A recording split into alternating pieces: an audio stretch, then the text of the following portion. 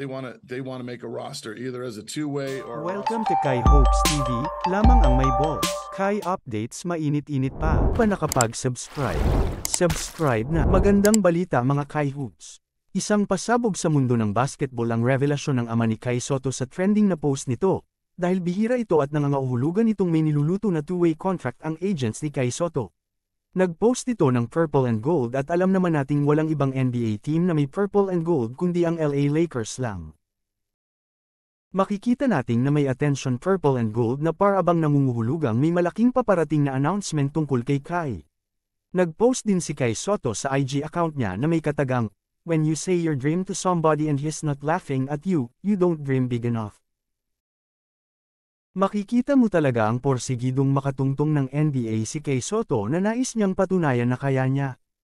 Katulad ni Jordan Clarkson na sa LA Lakers unang napili bilang second round pick ay maaring pwedeng sa Lakers din mapunta si Kai, pero di muna tayo aasa ng mataas dahil dun lang natin malalaman pag nagkapermahan na ng contract at two-way contract ang pinakamataas na porsyento na makuha ni Kai dahil maraming available sa mga NBA team. Kung sakaling makuha si Kai Sotto ng Lakers ay ang tanong kung makakalaro pa ba ito sa Gilas Pilipinas sa paparating na FIBA World Cup. Dahil kahit nag-training ito sa Gilas ngayon ay di pa rin na-cleared si Kai Sotto sa kanyang injury at Dave ng SBP ay no MRI, no play.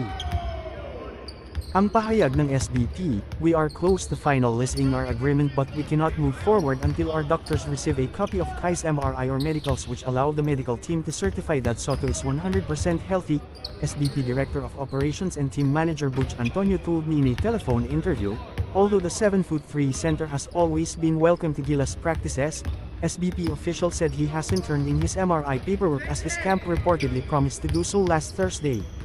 Makikita nating parang malakas na ang katawan at kilos ni Kai pero gusto lang makasiguro ng SBP Gilas o para di mapaghandaan ng kalaban. Thank you for watching, like and subscribe.